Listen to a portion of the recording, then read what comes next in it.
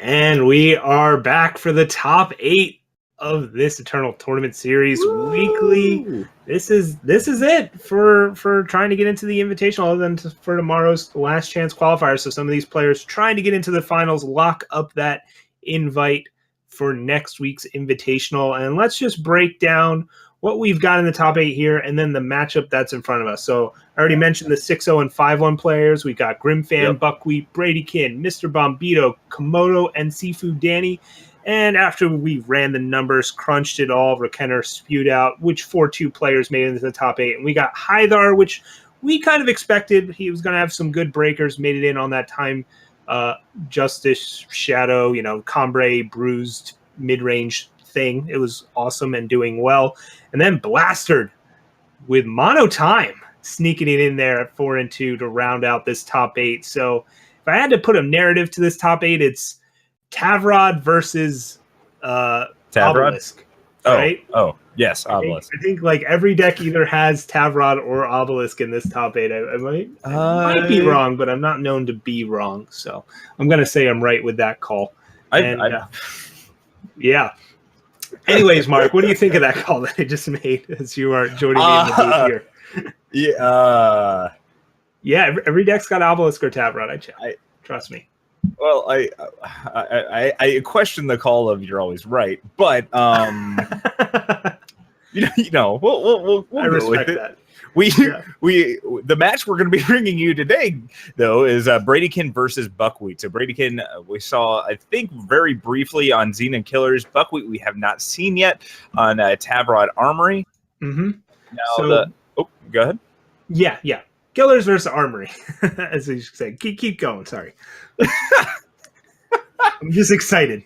Oh, take it away. Take it. I don't want to step on your feet. Okay, sure. Yeah, go ahead. Well, you know how I love Xenon is basically the new film for me, where I've just been playing with it a lot. So anytime I see it doing well, Bradykin did well with Xenon Killers in another tournament earlier in the season, and he's just bringing it back. Still doing well with it here. Later on Obelisk, only 2 Obelisk main deck.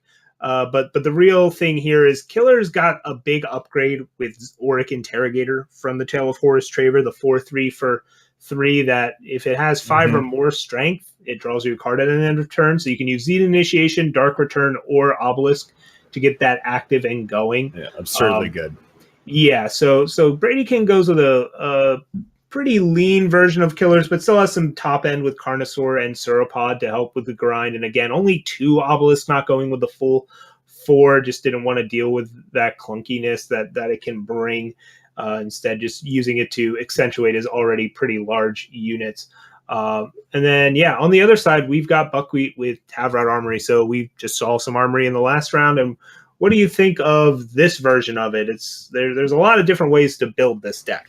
Yeah, I mean this is compared to the last Armory list that we saw. This is with the sort of the Sky Kings and whatnot. This is something I'm much closer and much more used to seeing with the Statuary Maidens in there, and your like the Ikaria and the Daishos, with your artisans and stuff. One thing that is very interesting here, though, is I do really like the 2 of Talon of Nostrix in there. I think the ability is like something fun for Tavrod to hit, as well as the artisans. Just making that a 3/3 weapon can be pretty big, and it just gives something to do on turn 2.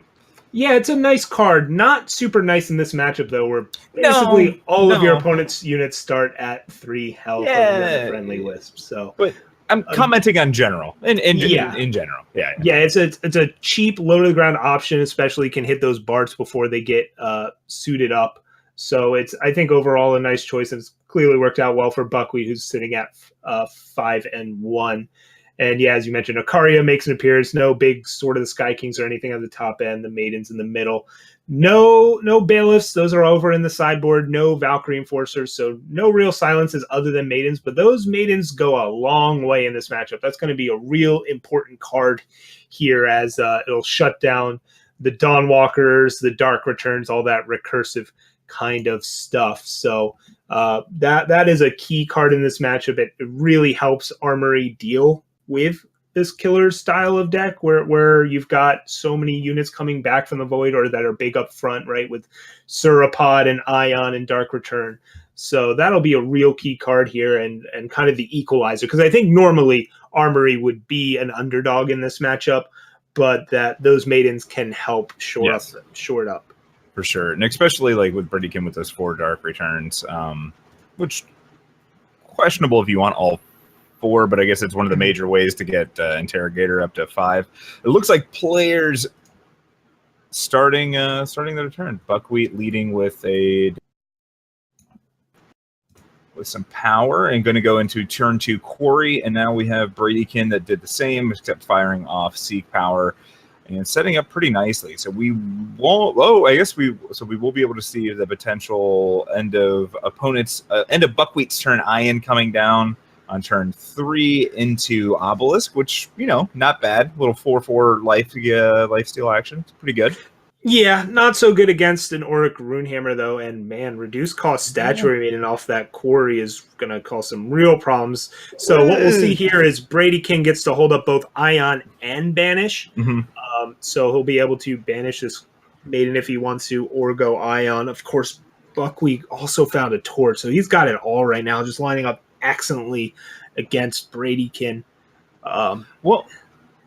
One thing, if we do go ahead and banish here, get rid of this the Statuary Maiden, if Buckwheat leaves power up and Bredikin notices the pause for the Torch. Yeah, Bradykin's getting an Obelisk out here. Okay. For sure. So now next turn you can go ahead and play the Ion with the initiation if you're worried about playing around. Okay, well, yeah, there we go. There's Tavrod's here. He's a 5/7. These Quarries were very good. Reduced cost Tavrod, reduced cost Maiden. Yeah. Allowing these torches to be held up. So Tavrod comes down. Bradykins can't cast this Predatory Carnosaur just yet. Instead, just getting the 4/4 down, holding up Ion. And, if Tavrod swings first, you can double block here. Yes. However, I have to imagine that Buckwheat's just going to clear the way with this hammer, right? But if he goes hammer, Ion still can not eat the hammer, but absorb the hammer. And instead, Buckwheat opting to just swing and see what he finds off Tavrod. And you got to think the Ion's coming here for the double block. Yeah. That does mean Buckwheat will be able to clear up this board, though, as that'll clear the way. Ooh, finds another Tavrod, but no depleted power in hand. So he can either go hammer to finish off this Instigator or torch it with, privilege, but instead just going to play another Tavrod. Okay. I mean, but a power off the top is very good. That's not a power off the top.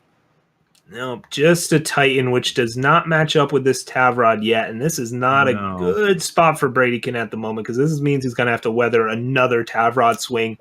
And I imagine that the hammer is coming out pre-combat this time. Yeah, hammer will come out, take care of that Instigator. However, Bradykin can take 10 here. And if this the Tavrod swing isn't like that, if it doesn't hit that much, maybe if it only hits like a weapon and maybe it hits like a Talon or something, and a power comes off the top so that Carnosaur can come down, we could see Bradykin, being in a much better position. A lot of things have to go very right for that to happen, though. So Buckwheat's going to go with the hammer torch combo here instead. And then swing with Tavrod, just taking out the bigger threat here that prevents like a Xena initiation from taking out Tavrod the next turn, although then Tavrod's still eating the Titan. So, but here's Banner, and now you get to just Carnosaur the Tavrod, and that will take out the hammer, and you still have a 4/4 in play. So Buckwheat, investing some more cards to take out that Titan, and I don't know if it paid off there. Tavrod whiffed, and he's going to have to spend his whole turn stashing this. But, I mean, is stashing really that bad?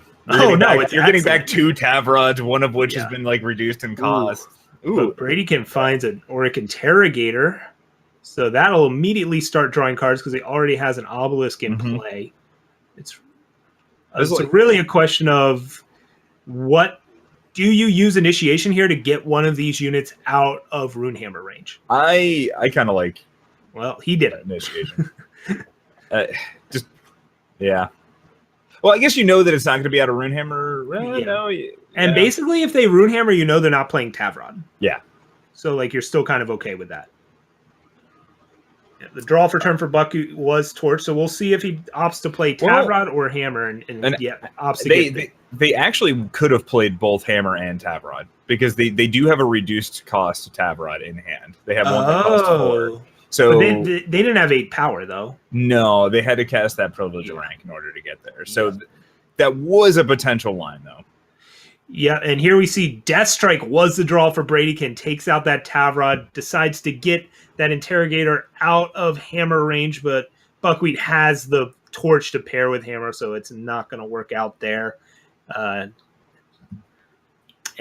that's rough because now you don't have killer for this Sauropod, which would work on Tavrod here. Between the buff from Obelisk and the buff from Initiation, it would have been able to kill this Tavrod, and that ends up being pretty costly here. Bradykin does have 8 power now, though. And, next and that second Obelisk in there, so you have to fade one more turn, but and going down to 2. So Buckwheat's down to 2, drew a Harsh Rule for turn. Oh, and with the Daisho in hand, it's pretty dangerous. Yeah. See what happens. So do you take this hit? You certainly don't block. You have a power and an Obelisk in hand. Like you would think, but if he takes this hit and then Harsh Rule happens. Oh, and he found Sword of Ikaria off Tavrod. Oh wow! So once you saw a hit there, but your opponent already swung with a weapon that turn, so you're not worried about another weapon. Here. Yeah, they already used Hammer. Yeah, so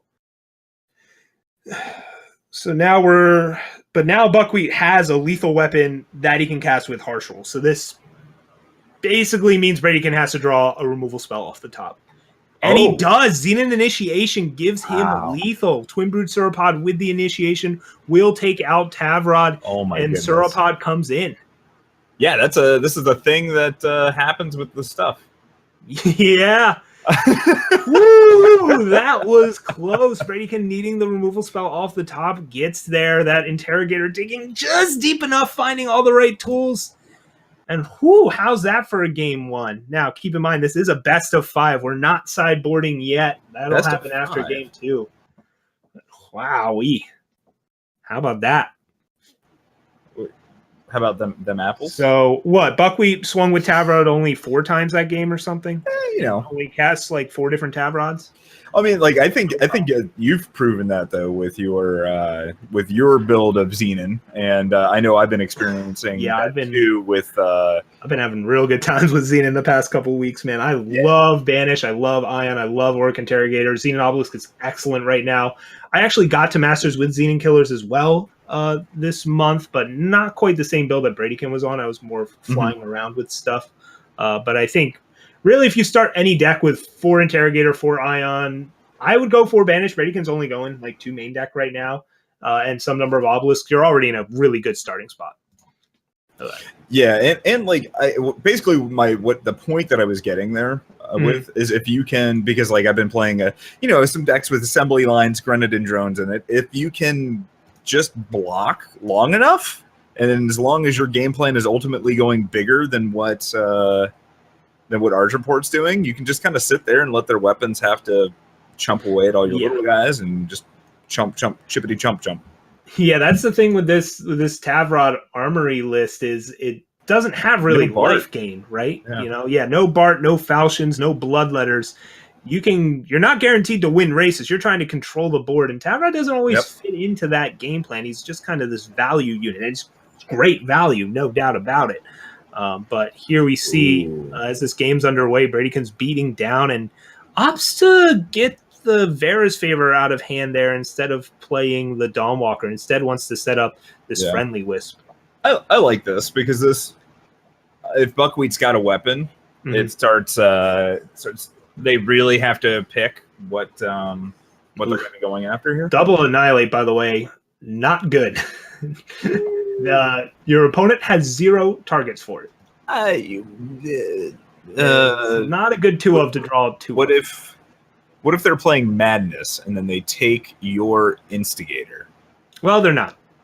So we could also say, well, what if they're playing Annihilate targets? But they're not. That's why it's bad. Yeah, but mine's more fun.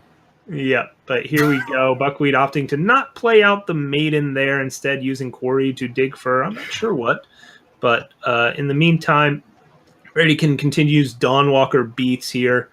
And Buckwheat's got a Maiden and a Harsh in hand, and I think he's going to try and set that up over 2 turns. No, gets to Vanquish off the top and take out one of these Dawnwalkers now. All right. Yeah, Dark Return not doing a ton on this board. However, you could see a Dark Return for Friendly Wisp.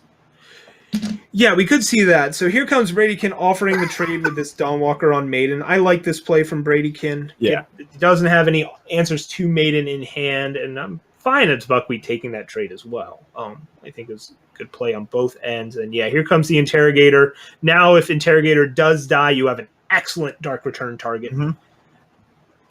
But I did think the Friendly Wisp Dark Return line was appealing at some point, but this Interrogator off the top just makes a much more appealing play.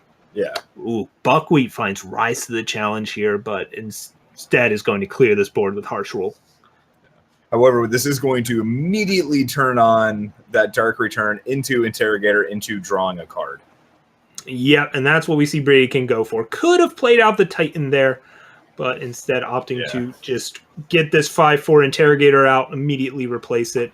Buckwheat, though, has a Rise, can simply just get an Auric Runehammer here and take out the 5/4 and have a hammer left over, and that's what we see.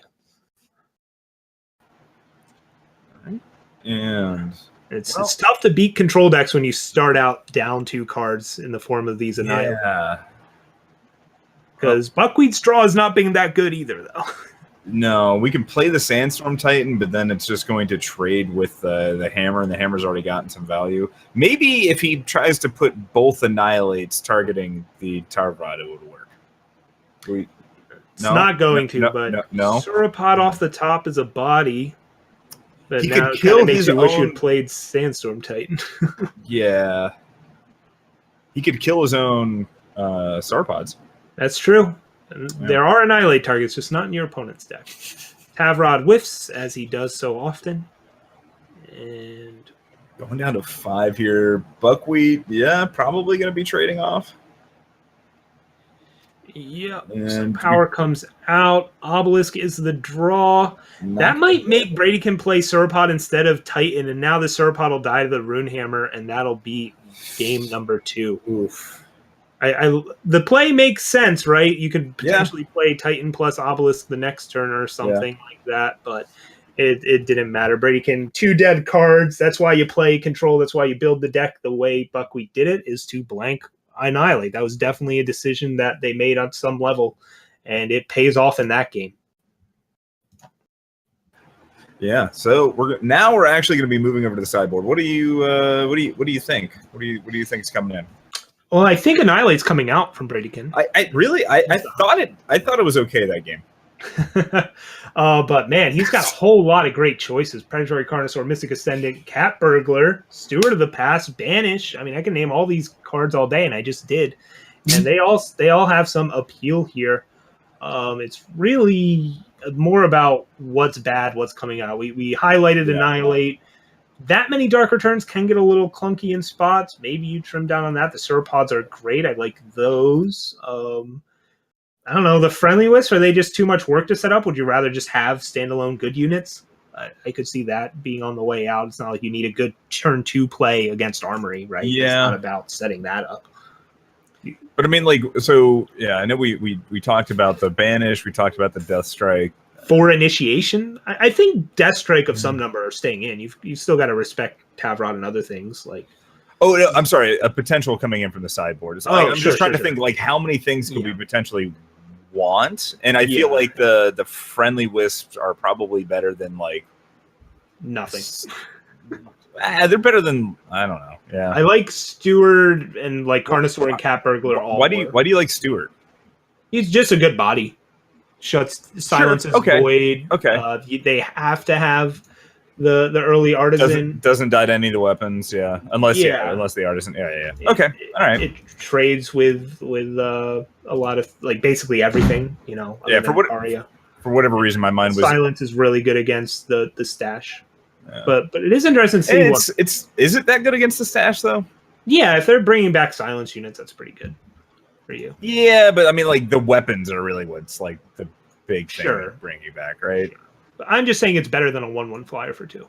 Okay, that's fair. Anyways, it looks like this match is underway, so let's check it out. We didn't get to talk about what Buckwheat was changing up. I'm sure Slay's coming in, the extra Maiden's coming in, but we'll see what else gets changed. The Friendly Wisp stayed in. He likes how they fit in the curve, so there you have it.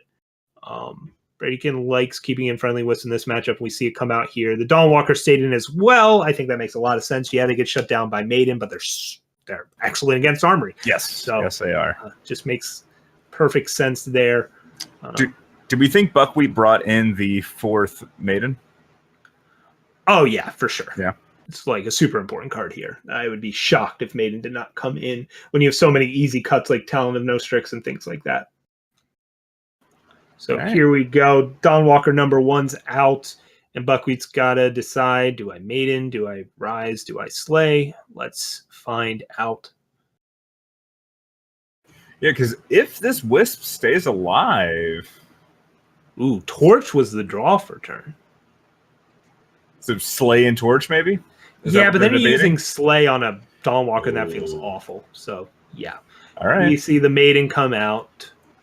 And now maybe Bradykin will draw pre-combat to get some info, but no, opts to just trade with the Maiden now. Loses one Dawnwalker, but another Dawnwalker remains in hand. And here we go. The Wisp pays off. Nice draw here. Obelisk, one of the best things you can find. Another power's good. So you have an Amber Monument, an Auric Interrogator, a Dawnwalker, and an Obelisk. That's an excellent hand against Armory as Buckwheat kills Titan there. Are you paying it? Yeah, I was just about to say, like, are you paying attention to that pause and the potential Torch there so that you play out Obelisk before you start playing out your Interrogator?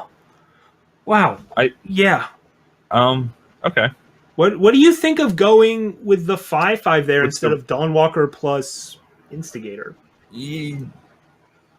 Especially. I don't. Yeah, I don't. And then no Cat Burglar there. All right. It's some intriguing lines. Like if I was thinking my follow-up was going to be Obelisk, why not get the Dawnwalker and the Instigator out first so you have more units? And now Tavrod's going off here. And Tavrod is huge. However, maybe they're like, we can survive. Bradykin might be just thinking that they can survive. Privilege of rank value from this Tavrod. And Buckley was tight on power there too. And so that's real good. Yeah, it is. And notably, Buckwheat still got this Protect in hand that he gets to rep here along with Torch. This Cat Burglar, though, is an answer to the Tavrod. So I'm wondering if that was kind of Bradykin's line of thinking, was like, I can survive 2 Tavrod activations. I don't know. Burglar's going to whiff, which maybe gets a sigh of relief, but now Buckwheat can rise for an answer to it, or also just has Torch. Yeah. But Bradykin's got a lot of gas in the tank, and Buckwheat's kind of running short. Tavrod's got to find more, and he'll be able to as... right now, Bradykin's got a good double block for Tavrod, but will that stay this way? Buckwheat can rise, but only for something that costs 3. Or I guess Talon. Yeah. But no. Just in comes Tavrod. Finds 2 cards? No, just one. Yeah. All right. So we'll see the double block here for sure, and that'll be Minotaur on Minotaur Violence. It's another Tavrod that's in hand for Buckwheat. The old Tavrod for Tavrod. All right. Wait, what is Buckwheat waiting? I guess he's thinking for some reason he might want to kill the Instigator instead of Interrogator. Okay. I have no idea why that would be the case, though. But yeah, here comes another Tavrod. Ordering us to sharpen horns, and here we go. Yeah. 8th power acquired. Dawnwalker can come down. Ion can be held up. And you could actually bring back the Dawnwalker at the end of Buckwheat's turn after blocking. Yeah. Yeah, thanks to Ion that with Dawnwalker is Ion and his awesome. 5/5. Yeah. With a fully powered obelisk, he brings back Dawnwalker, and when you activate Ion, he'll bring back Dawnwalker. So really good stuff here. It's kind of Xenon showing off all of its really powerful tools. Meanwhile, Buckwheat found a stash, so he's ready to grind out here. What are we looking at? Trade with units and then get back 2 Tavrods, or do you rise for a hammer here to make sure your Tavrod doesn't die? Or do you bring back? You could also bring back Maiden, like to answer rise for a Maiden. Oh no, there's a Maiden in the yard. There's a Maiden in the yard, but you can't play it this turn if you stash. No, correct. Sorry. Yeah, yes. Yeah. Instead, we do see the rise for Maiden. Okay. Ooh. Let's see here. Buckwheat's at 16 and has 2 blockers back. I wonder if Brady King can. Doesn't look like he can sneak in lethal. There's no extra Dawnwalkers in the void. So instead, he's just going to give up 2 cudgels here. Ooh. All right. This is not looking great for Brady Kin. Maybe they're hoping to flash an Ion and then. Well, yeah, that. And then like force a block and then eventually get there in the air. Yeah, maybe. Yeah, he does get the block, but again, like Buckwheat's got this stash. Yeah, and then he won't, I guess, be able to play anything the turn he stashes. So that's kind of a big win. Oh, Stewart just a little late.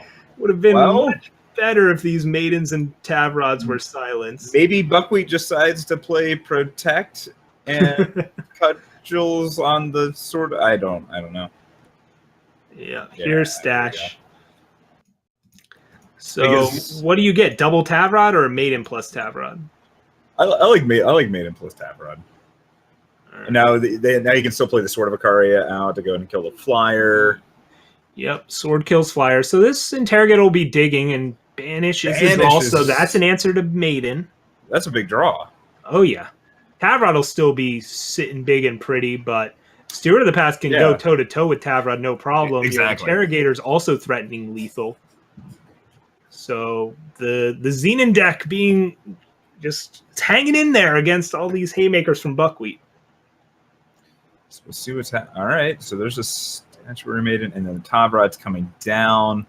Yeah, and then we'll see banish. Yeah. Bradykin could hold it because if he draws Instigator, he would have had lethal. But instead, just shooting it off there.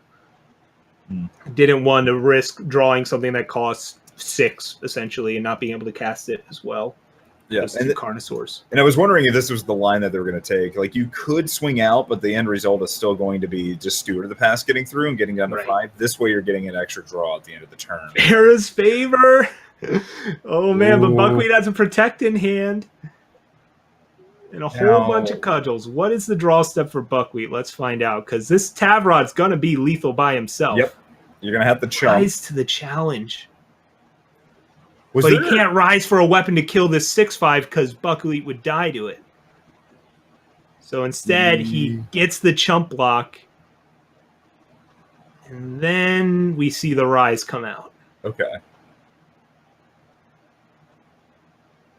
But now, Buckwheat has to play around this Vara's Favor. So they have to get either a Talon or a no, they have Protect, right? Oh, they do have Protect. Sorry. Yes, they do. They get an Artisan. So all right. Okay. What if Bradykin draws another Vara's Favor? They didn't. All right. He did not. He drew Sauropod, which is bodies, but this Tavrod Orc Broker's pretty big right now. Now, of course, he does trade with Steward of the Past, so it's not like Bradykin has to swing here because you're just getting a chump, and I think you're better off just jamming a Sauropod and sitting. All right. But we'll see. He sits. I don't know. I kind of like the attack. I guess this guarantees the trade here. Yeah. Okay. Yeah. If you attack, they just chump with that, and then you have to chump, and then all you have is a Steward swinging. So that was a whiff off of. I think. Tavrod. Yeah. Again, Tavrod doesn't have like a ton of hits in this deck. It's not too surprising whenever it whiffs. And there's a cudgel, and the dinosaur stands alone here. Comes in on this artisan. Second one appears. Sauropods Coming The out. Twin Brood show up in pairs, and Bradykin would have liked to have drawn a little more action, but he drew just enough anyways, as he takes it over Buckwheat and goes up 2-1. There we go. All right, so going to game 3. It's going to be our second sideboarded game. Yeah, wow, that match was amazing, man. There's a lot of Tavrods, a lot of weapons, a lot of maidens, a lot of cudgels, and killers withstood it. Oh, for sure. Are you? I don't know. It's like I feel like any question I ask you about the positioning of Xenon decks is just going to lead down a dark rabbit hole. I play a lot of Xenon. Do you? Okay. Looks like players immediately jumping back into their game. Mm-hmm. This hand from Buckwheat, definitely going to ship that back right away. Looks like Brady can also mulligan into less than favorable hand. However, this instigator off the top for Bradykin, not bad. Yeah. Both players hoping to find power. Buckwheat finds it. Bradykin also finds it, but it's depleted. So he'll be a little further back on board than he'd like here, man. If he could have played either an Interrogator or a Banish here for this sort of a Karya, talk about a huge swing. Fortunately, didn't work out that way, and now is going to be a little behind on tempo. But Dawnwalker's not bad here. Yeah, I definitely like playing out the Dawnwalker here. It's going to be able to eat almost any weapon that Buckwheat plays, and then if you draw power, you'd be able to get it back with Sandstorm Titan, or you just play the Interrogator out the next turn. Buckwheat's got an Orc Runehammer in play, and of course drew undepleted power off the top. I feel like you're supposed to not do that when you're the 3-faction deck, is constantly draw undepleted power, but here we are. Dawnwalker bashes in more depleted power from Bradykin's side, as it's one of the 4 Amber Monuments gets drawn, and he's got to decide if he wants to hold up Banish or play out an Interrogator. I like playing out the Interrogator. Playing out an Interrogator does make your Dark Return better in hand. Exactly, and like Buckwheat, if you're Buckwheat, you're almost forced to go ahead and deal with that Interrogator, which then just means that you're going to at least at worst case be able to cantrip with Dark Return next turn. Yeah, or Rose for Maiden finds a banner, so can hold up Protect here. Okay. Insanity. Okay. Just straight undepleted power. 3 straight turns from Buckwheat there? Yeah, that's crazy. All right, so that's... Yeah, opting to block. I would have blocked the Interrogator, I think. The Interrogator's not, I guess, doing anything, and then if you lose your Maiden, the Dawnwalker actually becomes a problem. Interrogator's also trading with Maiden. Like, if you're trading Maiden, I think trading it with Dawnwalker makes way more sense. Okay. All right. Here we go. Tavrod suited up. Bradykin has no answer to this Tavrod. He's going to be doing some work for a while. Yeah, Bradykin's going to have to draw one of the Death Strikes. Is that... How wild is the Buckwheat? Had a 2-power hand, is it on 7 right now? Just that is the deck being nice to you. Also finds a Tavrod with a bunch of war cries on it. 12-9. Oh gosh. That's it's a small power run. How do you feel about not dark returning back the jeez. Just another undepleted power off the top. Buckwheat's deck is being kind here. It really wants a game 5. That's what's happening. Looks like we're gonna be getting it unless we see a Death Strike off the top here. Okay. Does Xenon Obelisk do anything? Not really. I think now we're going to see the Dark Return for, I guess, an Interrogator. Getting the other Titan just means your 5/6 Titan dies. It's better to just dig for cards. Yeah, you still get to double block this way. All right. Steward is an answer to a Tavrod. It's just how many other answers are they going to have as Buckwheat digs with this quarry and picks something real quick. A free Seek Power. Because Hammer's going to come down, clean up the other Sandstorm Titan more than likely. I guess it doesn't matter. Yeah, right? Take out the Interrogator, stop him from digging. Even though it would have taken him to 1 is not 0. I think if Bradykin was at 8, maybe he would have killed the Sandstorm Titan instead. But yeah, here we go. Down to 2 goes Bradykin. 12-9 Tavrod shows up. Hey, there's a power. Yeah, Bradykin's got Steward, but Buckwheat's got the 9-1 hammer in hand, and that is going to take us to game number 5. Whew. Easy peasy, lemon squeezy. That was if Buckwheat missed power on like any of those 4 or 5 turns, we would have had a very different game. I think it would have, still been favored to Buckwheat, but it would have been at least close. That was just having that power for protect, and then having man. Sometimes the deck just do you need a moment, Rhino? Oh man, that was great. Get you like a wet cloth. Yeah. Hey, I'm just happy to have a game 5 here. This has been a fun matchup. A lot of haymakers. They're already in game 5. I mean, I'm sure they're just as excited as I am. Well, maybe. Brady Contan, I like. Yeah, 2-drop with Dawnwalker and a way to bring it back. The only issue here is the influence requirements, but Vera's Favor will help fix that up at some point. Going to be able to. Yeah, I was about to say you probably Diplo Seal for a time influence here. Go ahead and get your Inquisitor out. Now you can go ahead and Dawnwalker your next turn if you're so inclined. Or you're going to go ahead and Vara's Favor just to make sure. Well, no, not Vara's Favor anymore. No, Dawnwalker's coming out here, and I think it was always going to come out first.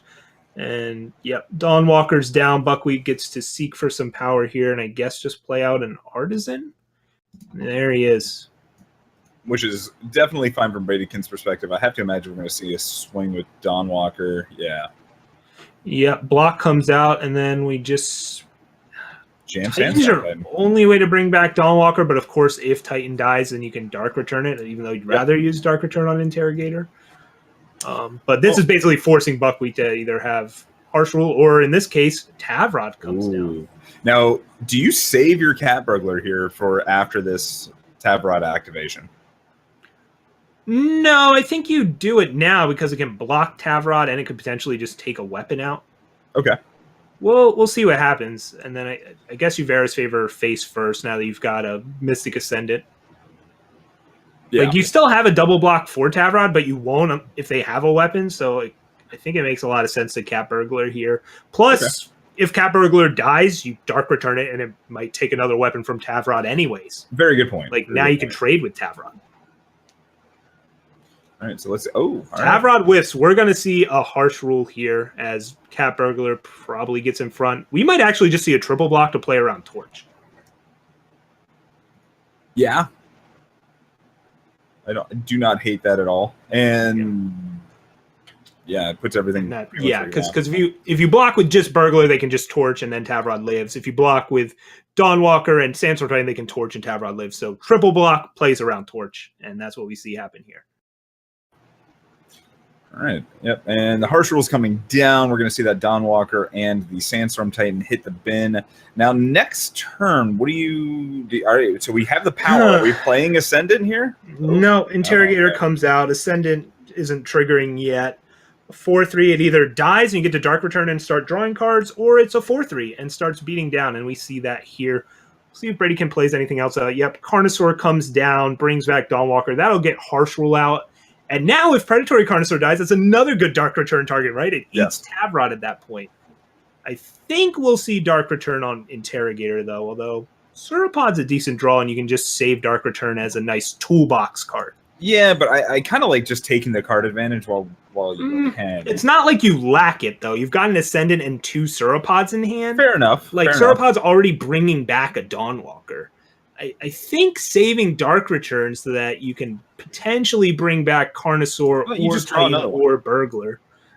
You play 4 copies. Easy peasy. Easy peasy indeed. Yeah, well, I'm a fool. It's always correct to just draw as many cards as possible. Who wants to play a dinosaur when you can play a Minotaur and draw cards? Oh, interesting. And here we go. Dark Return for Carnosaur, although you're not on 7 power. So that won't actually work. Ooh. They didn't hit power because Rhino is a monument. Hey, there's that power. Oh, and there's a Maiden in Buckwheat's hand too. Yeah, Buckwheat's actually had the Maiden in hand for about 2 or 3 turns now. Pretty much ever since that it was that I believe they drew it on the turn where they played the second Harsh. Yeah. And the draw for turn for Buckwheat is another Maiden. Well, okay.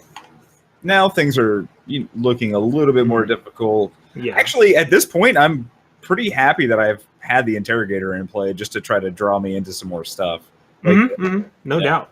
Yeah. Especially because you were tight on power, it made I like the Interrogator play more. It just makes your Mystic Ascendant and everything else better. So here we go. Maiden comes down. Tavrod comes in. You double block, right?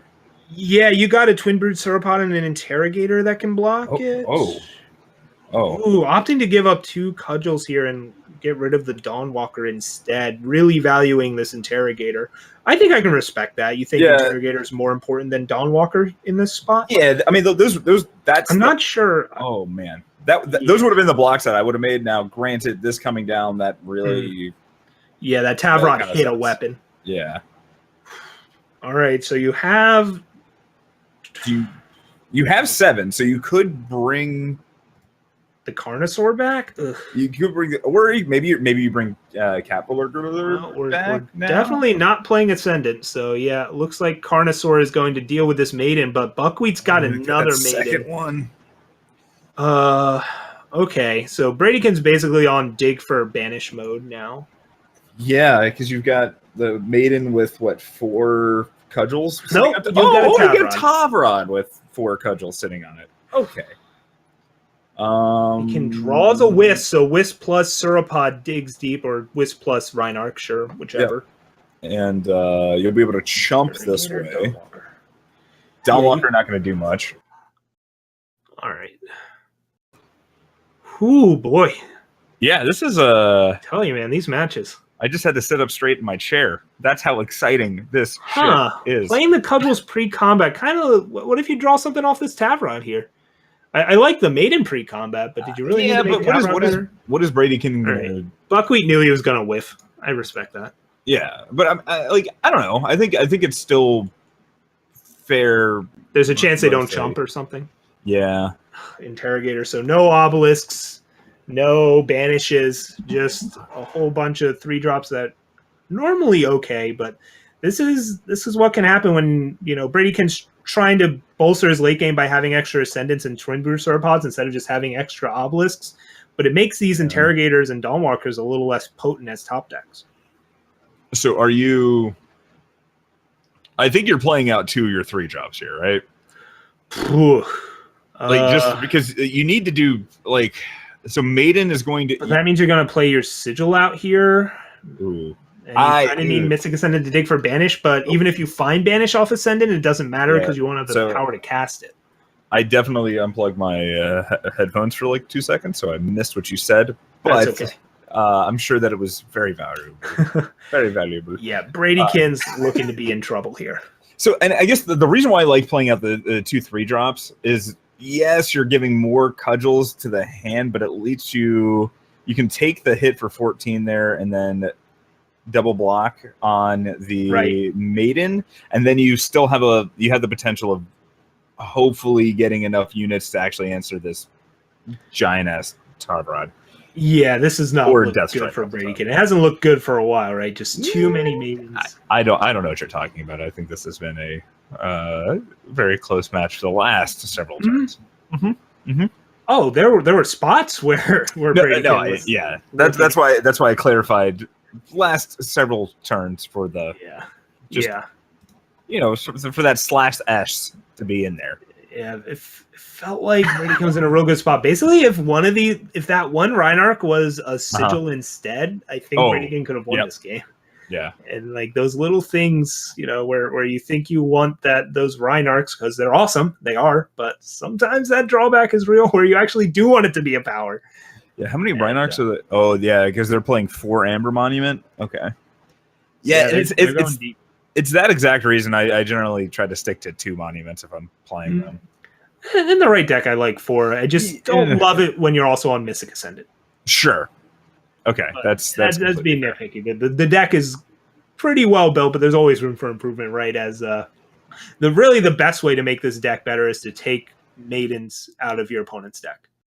I think that would be the best way to make it better. So what you're saying is play Rain of Frogs in the board.